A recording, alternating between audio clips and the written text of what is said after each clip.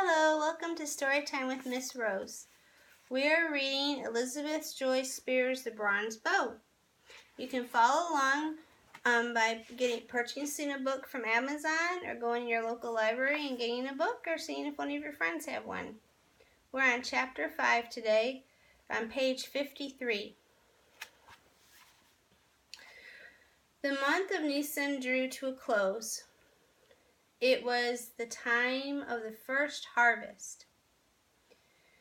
On the slopes at the foot of the mountain, the villagers, men and women and children, moved slowly through the fields of barley, the long hairy heads of the grain falling in rhythmic waves before their sickles.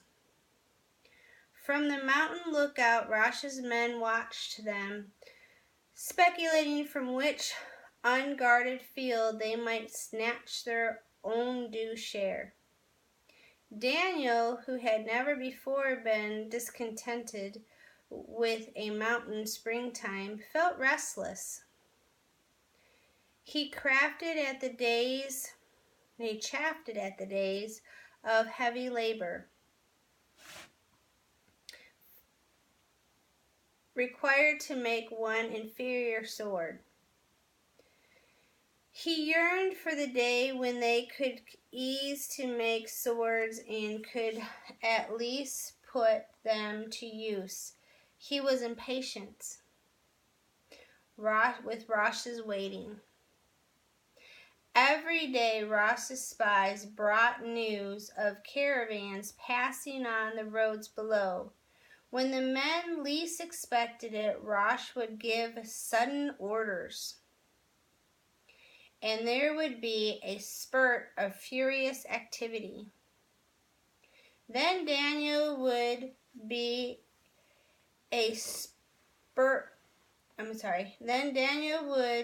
hurl himself into the short battle with all the fury he longed to expend on the Romans. Afterwards, he always felt let down. What had been gained? Was the day actually any nearer? That night on the rooftop of his grandmother's home, he had seen so clearly that all he longed and hoped for was here in Rosh's band. Now it seemed to him that the most of the men did not really care, that they were just as bad as the villagers who thought no further than the next meal. He roamed the trails often in the hope of meeting again the boy who had climbed up from the village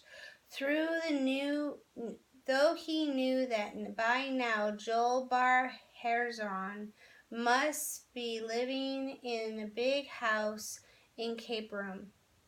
He and the village boy had been drawn together by a common dream, and for a few moments Joel had been very close to giving up everything he possessed to join Rosh's band. Perhaps it had another chance. Perhaps if he had another chance. Joel was the sort Rosh needed. Impatient, full of spirit, not afraid to take a risk. Slowly a daring plan began to form in Daniel's mind, and when he had mulled it over for several days, he summoned his courage and took it to Rosh.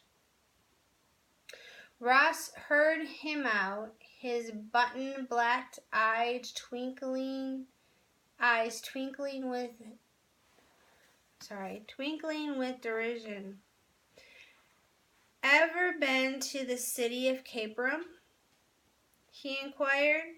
"No," said Daniel. "Still, I'd like to try. I am sure I could find him." Rosh considered. "Go ahead," he said finally. "You can look after yourself, but don't set your heart on the boy. He's got too much to lose. I checked on him. Grandfather was rich as old Hezekiah himself. But go along, he might be useful to us in Capernaum. Daniel set off long before dawn, carrying the cloak Simon had given him. Leaving Samson was easier this time. The big man understood that he would come back. The dark trails held no terror. His feet knew every jutting rock and turn. With the first light he left the mountain behind and strode along the level road through the plain.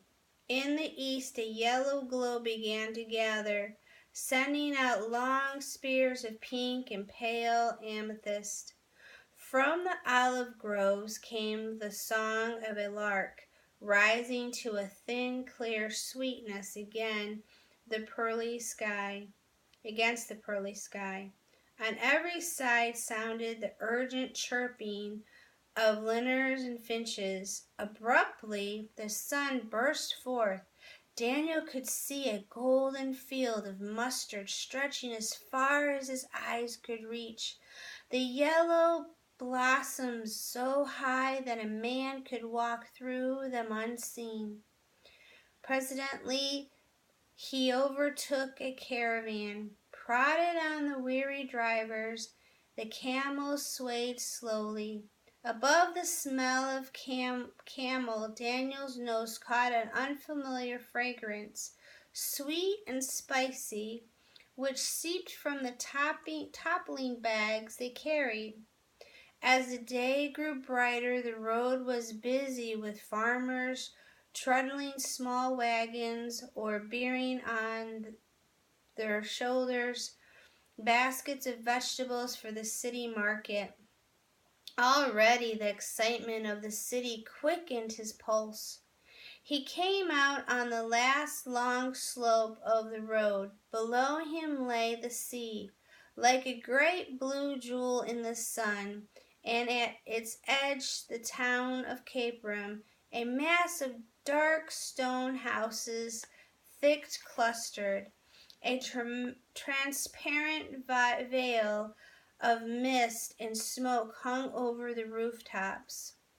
He fancied he could hear the hum of thousands of voices. He hurried on, forgetting the miles behind, feeling fresh and exhilarated. It was far too early to look for Joel, but he was in no haste. There was much to see.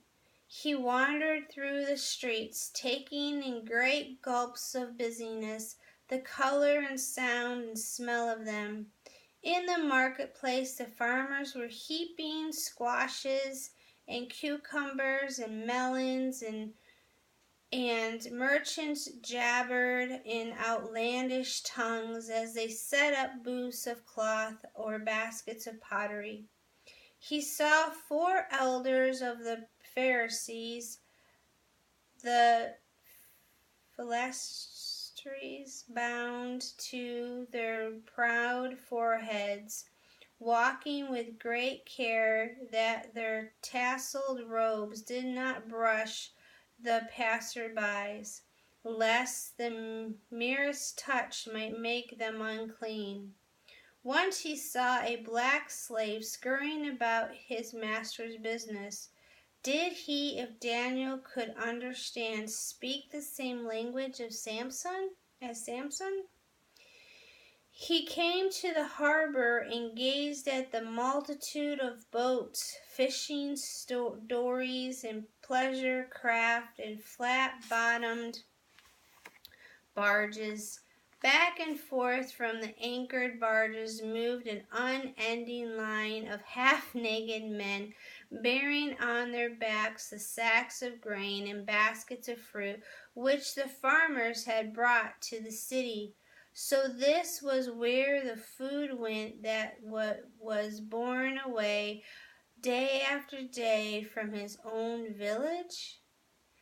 All this to feed the evil city of Tiberias, which Herod had built to the south and named for the emperor of Rome? Daniel had reminded suddenly of his own empty stomach, and he remembered that although Rosh had been free enough with his advice, he had not provided a single copper with which to buy food. Further along the shore, the fishing boats were drawn up. The fishermen were dragging in their night's catch, the great nets heaving and gleaming in the sun. Women had come down to meet them, and they're spreading the fish on the flat stones and sprinkling them with salt. Others stretched out the empty nets to dry. Above the smell of fish, Daniel detected a tantalizing odor and saw that several of the families had lighted small fires and were preparing their breakfast. Hungry, boy? Daniel started, abashed to be caught staring. A smiling young woman in a bright red and blue headdress was holding out a small fish on a palm leaf. He backed away. "I have no money," he muttered. "Who said anything about money? You can see there's plenty. Take it." The fish was delicious, the skin smoky and crisp. The woman eyed him admiringly. "Where would a handsome stranger like you come from?" she demanded. Embarrassed, he stammered the name Ketza. "Are you waiting for the teacher?" she inquired. "No." "You should then. It's worth being late for work." "What teacher?" he asked. "The carpenter." "Ah, there he is now," she called over her shoulder to another woman. "Come, he's about to begin." Daniel turned curiously. A short way from them on the shore, a cluster of fishermen had gathered, and from all sides others were leaving their nets. A few workers broke from the lines that labored on the barges. Through the shifting bodies, Daniel caught a glimpse of a man in their midst. It was the man who had spoken in the synagogue. He stood on the beach among the fishing boats in his plain white robe, smiling and greeting the men by name. Out here in the sun, he did not look solemn as in the synagogue. He looked vigorous and confident and happy. Something he was saying drew a burst of laughter from the men. Daniel pushed his way nearer till he could get a good look. "How strong he is," he thought. Yet bodily the man was no match for the sturdy fishermen who surrounded him. The impression of strength came from the extraordinary vitality that seemed to pulse in the very air around him. Once more, as on the day in the synagogue, Daniel felt a spark leap up in his own body. Looking about him, he could see the same spark reflected in the eyes of the men and women who jostled him. Someone shouted a question that Daniel could not catch, and Jesus held up his hand to ask their silence. "What is the kingdom of heaven?" He answered, "It is like a merchant in search. Sorry, my E's kind of faded in this book. In search of fine pearls, who, on finding one pearl of great value, went and sold all that he had and bought it. Or the kingdom of heaven is like a net which was thrown into the sea and gathered fish of every kind." A clink of metal distracted Daniel. Turning, he saw that 2 soldiers had joined the crowd. They sauntered close and stood looking with curiosity as the speaker and his audience. At the speaker and his audience. Automatically, Daniel spat.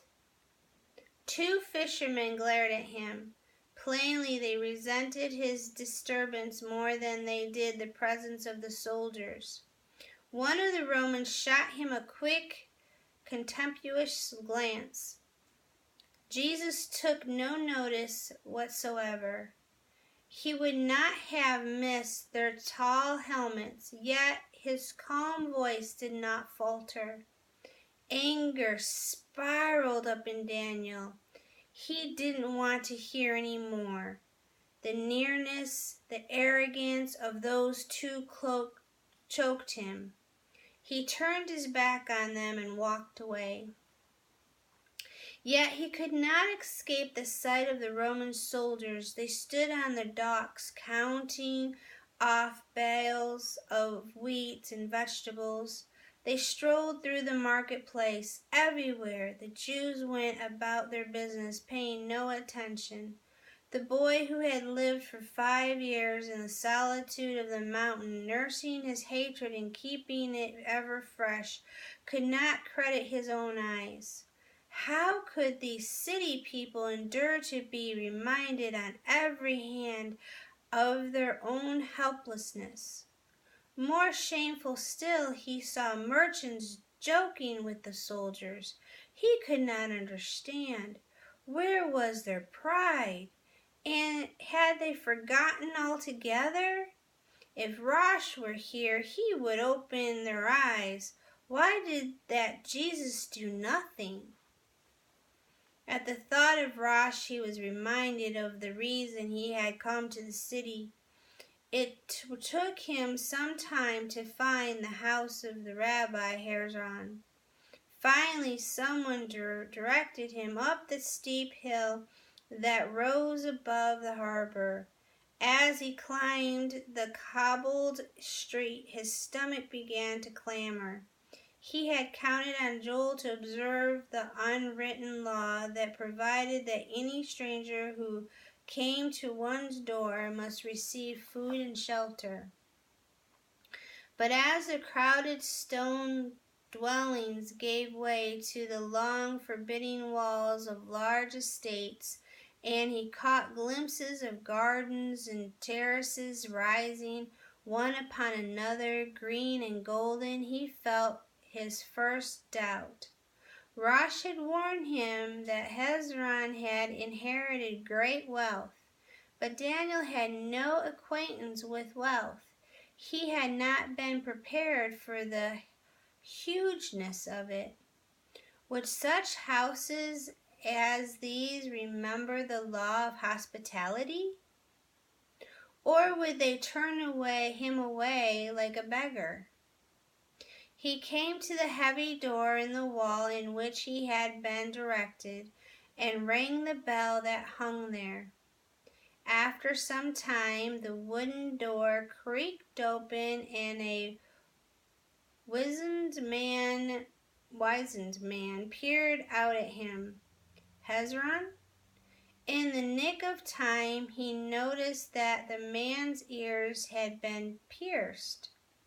He had almost made a fool of himself and bowed to a slave. I have come to speak with Joel bar Hezron, he announced much too loudly.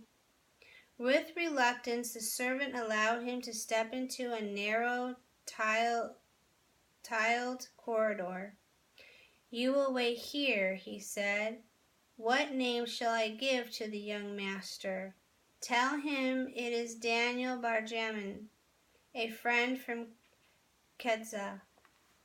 The hallway where he waited was cool and dim. The oaken doors that led from it all closed. Through the open archway opposite him, Daniel stared with astonishment into the sunlit country yard. Had flowering trees and green borders and white marble. His ears caught the gentle splash of water and the trilling of birds. He had not dreamed that even Herod's palace could boast such wonders. What a fool he had been to think that Joel would even remember him. There was a soft footstep, a rustle of silk, and a shadow fell between him and the sunlit opening. It was not Joel who stood there, but his sister, Milthas.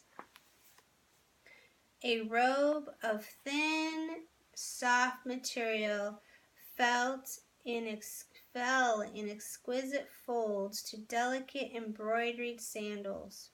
Her dark hair was bound back from her face with a thin fillet of gold. She stared at sight of a stranger, and there leaped into her eyes recognition, and then something else, an unmistakable shrinking. His careful greeting fell back at his own feet. She made no greeting at all, only stared at him with dismay. Then there was thumping of feet. The boy who came charging across the courtyard had not changed at all. He was the same country boy who had jumped into the fight on the mountain road. He grasped Daniel by the elbows, his dark eyes glowing. "Daniel, welcome! I've been wishing." He broke off with a quick glance over his shoulder. "You'll stay to eat with us, of course you will." Pride battled with Daniel's clamoring stomach. "No," he said, "I came only to speak with you. You're certainly not going right away, after all this time?" "My clothes are dusty from the road." "Oh, that! Just leave your cloak here in the hallway, for Father's sake, you know." Daniel flushed, remembering that a common man who visited a Pharisee must have his cloak at the door, lest he make the household unclean. So slowly he undid Simon's coat, allowing Joel a glimpse of the torn and scanty garment underneath. "Never mind," Joel said hastily. "Better wear it after all. It doesn't matter, really." Propelling his guest along the corridor, Joel was all at once aware of his sister, who still stood just inside the archway. "Thea," he said, an uncertain note in his voice, "do you remember Daniel, the one who—" He floundered to a stop. Her fine dark eyebrows lifted. "I remember," she said in the cool, light voice.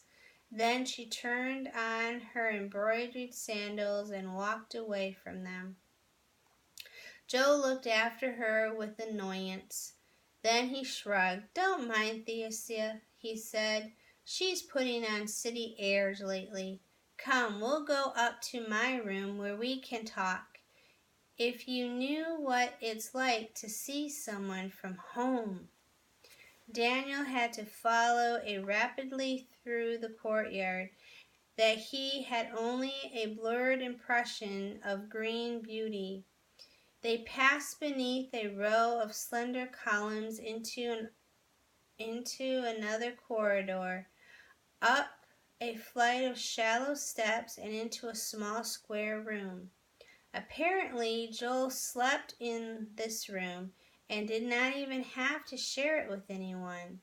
There was a single low couch with a striped linen covering, 2 carved wooden benches, a painted chest, and a desk, and quills, and an inkpot, and a scroll propped open as though Joel had just been working on it. Joel poured water from a fine pottery jar and laid it out a smooth linen towel. Self-consciously, Daniel washed his hands and feet and retied his turban.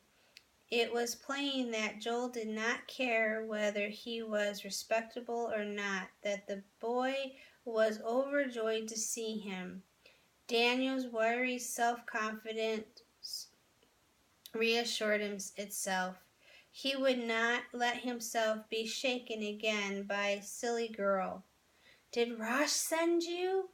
Jill demanded. "Have you held up any more caravans? How about the slave, the big black one? I didn't envy you when you led him off that day." "I should have kept my mouth shut," Daniel answered. "What happened?" "The minute I took his chains off, he took charge of me instead. He's made me the laughing stock of the camp. He works like a mule to keep my fire going, but he won't let me out of his sight." Joel was amused at the picture. "Can he talk? Does he understand what you say?" "The others don't think so. I'm not sure. Sometimes it seems as though he's trying to tell me something." "You're not afraid of him?" "Not for myself, but I have to watch him all the time. That strength of his, it's like a rock on the edge of the cliff. A feather could start it down. One night I got into an argument with Joktan, and Jock started at me with his fists. I looked up just in time. There was Samson reaching for Jock with those great arms of his. It was all I could do to stop him." Joe whistled. "I should think." He began when a chiming gong interrupted him, and he rose to his feet. "Father insists that we're on time for meals," he said. "We'd better talk later." Near the fountain in the country yard, Hezron stood waiting, a tall, narrow-faced man with graying hair. He bowed with a cool courtesy at Joel's introduction. "Peace be with you," he said. "You are welcome." He gazed with distaste at Daniel's unlawful garment. A camel would be as welcome, Daniel thought. The man will have to purify his whole house when I leave. Side by side, two women moved gracefully across the tile pavement. Malthus and an older woman who must once have looked much like her daughter. A tiny bird of vivid blue darted from a dwarfed pear tree and lighted for the breath space on the girl's shoulder, then flashed away. The corner of Theseus' mouth curled slightly as she looked at Daniel, hinting, "I could tell them much if I cared." The mother smiled warmly and held out her hand to him. They led Daniel through an archway into a spacious room. His muscles stiffened at the archway of couches. Was he expected to eat his meal lying down like a Roman? But after an awkward wait, he lowered his body gingerly and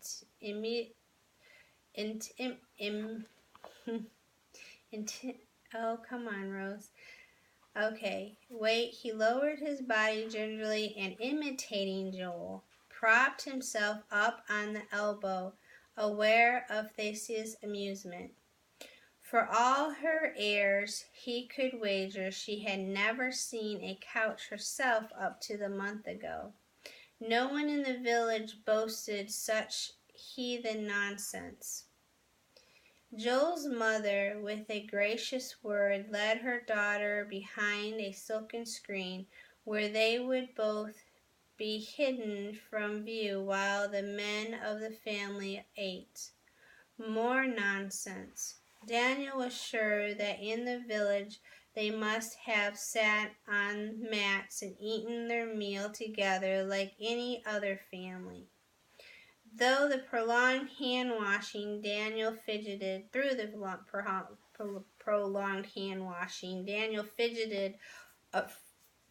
affronted by the silver pitchers, the fine tiny napkins, the hovering slaves. Then at the sight of the food, a fierceness sprang up in him. He had drained every drop from the cup of date wine before he noticed that the others were holding theirs untouched. Too late to set down what remained on his small loaf of bread, he had torn into it like Samson himself, and he saw Hezron's lips flatten together. Curse their finicky rules. Had they ever felt the gnawing of an empty stomach? Your home, Hezron inquired, after the scant portions of fish and fruit had been consumed in silence. Is it far from Capram? Daniel dragged his attention from his empty bowl. In Keza, sir. Indeed. Hezron looked surprised. Your father, too? I do not seem to recall. My father was Jamin, chief overseer of the vineyards. So, said Hezron, frowning, I remember a very tragic affair. He was a good man, your father, but a rash one. His cool tone pricked Daniel's thin skin and stirred the anger that always smoldered close under the surface. He glowered at his plate, holding his tongue. You are the support of your mother? My mother is not living either. Hezron hesitated. You have been doubly unfortunate, he had in the kinder tone, mistaking Daniel's anger for grief. Do you follow your father's trade? No, I was bound to Amalek, the ironsmith. Sold. He felt like shouting. Sold into slavery for a term of 6 years to a man who was not fit to own even a mule. Had the rabbis protected them, or a single soul in the village lifted a finger to help him? Well, said Hezron reasonably, it is necessary for every boy to learn a trade. Joel, as you probably know, was trained as a sandal maker, as I was myself, though I must say I applied myself with more diligence. I do not seem to remember seeing you in Amalek's shop. I didn't work there long. You can tell he's a blacksmith, Joel broke in an effort to swerve his father's questions. With those muscles, you'd be a sensation in the gymnasium, Daniel. Have you ever been there? The Roman gymnasium? Daniel glared at his friend. I would never set foot in it. I should hope not, said Hezron, with a scowl at his own son. That was an ill-considered jest. Of course it was a jest, father, Joel amended hastily. It is not a matter for jesting, his father said. It is an outrage that some of our Jewish youths have been tempted to take part in these disgraceful games, and some of their elders even go to watch their shame. Well, there are other things in the city worth seeing, Joel persisted cheerfully. This afternoon I'll take you about, Daniel. Daniel stared down at his empty cup. The morsels of food had not begun to whet his hunger. The rabbi had deliberately put him at a disadvantage with every question. His resentment turned now even against Joel. I have seen enough, he said rudely. All I can see is the Roman fortress and the eagles in the streets. Everywhere I turn, I hear the ring of Roman boots on the pavement. Joel, a worried line puckering his forehead, still attempted to steer his friend to safety. I felt that way at first, he said, but you do get used to it. For the most part, they mind their own business. Some of them even try to be friendly.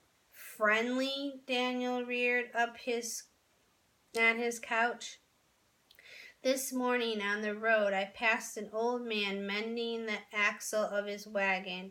He was deaf and couldn't hear the chariot coming. It caught his rear wheel. He said there was room and to spare. He swore the soldier meant to do it. His cabbages were ruined, and the old man was shaking all over. Can you get used to that? He glared across the table. Joe looked down dismayed. Hezron spoke sternly. Unfortunate things happen, we know, he said, but your friend has doubtless found a market for his vegetables. We must remember that here in Cape Rim we have reason to be grateful to the Romans for our beautiful synagogue. But Daniel had gone too far to retreat. The dark tides had swelled to the brink, flooding out politeness, caution, even the memory of the errand that had brought him to this house. A Roman synagogue, he growled, raised with Roman taxes. What is better than a stadium? Joel gasped. Hezron's, his eyes flashing, rose from his couch. Watch your words, boy, he warned. The synagogue is the house of God, no less because Romans' funds helped to build it. The boy also sprang to his feet. His dark eyes blazed back at the man. I would never set foot in it, he cried. There is blood upon it. The passion in his words trembled through the quiet room. Young man, Hezron's voice was like a whip. You will learn to keep such thoughts to yourself. If you have no concern for your own life, you will respect the safety of those who offer you hospitality. The stinging reminder resorted Daniel to reason. A flush swept over his face. Forgive me, sir, he stammered. I was not ungrateful for your kindness, but I can't understand. Have the city people forgotten? They don't seem to care. Everywhere I look, I see them, their stupid faces, their armor clanking. How can you feel grateful to them? Grateful that they built us a synagogue to keep us contented, that they let us breathe the air they have polluted. I shouldn't have come here. I don't belong in the city or in a house like this. I can't endure to go on as though nothing were wrong when my people are prisoners on their own land. He stammered to a stop, aghast at himself, and saw to his surprise that the man was no longer looking at him with scorn, but with something like pity. Hezron stepped around the table and laid a hand firmly on Daniel's shoulder. My boy, he said quietly, we have not forgotten. We feel as you do. In his heart, every Jew grieves at our captivity. We have need a patriotism like yours, but we have need also of patience. We must not say we cannot endure what God in his judgment has visited upon us. But how long? But how long must we endure forever? God has not spoken his final word. Until he does, it is our part to endure. But I know you have been listening to zealots. They stir up foolhardy young men like you to fill their ranks. Daniel backed away, freeing his shoulder. The zealots are the finest men in Galilee. They are brave and honorable. Hezron stopped him. Many brave men have come out of Galilee, he said, but not many men of judgment. The zealots have thrown themselves against the conquerors time and time again, and what have they to show for it? Rows of crosses and burning villages and heavier taxes. They see a few Romans marching a chariot, and the Roman power seems slight and open to attack. They do not think that behind these few there are others, another cohort, a legion, countless legions, on, as far as the mind can reach, all armed and preferred in the art of killing. To a power that holds the whole world in its grips, what is a swarm of reckless zealots, buzzing mosquitoes so silenced and forgotten? They, mark my words, boy, Israel has one great strength, mightier than all the power of Rome. It is the law given to Moses and our fathers. When the last Roman emperor has vanished from the earth, the law will still endure. It is to the law that our loyalty must be devoted. I wish Joel to understand this. I must forbid him to see any old friends who will turn his mind to violence.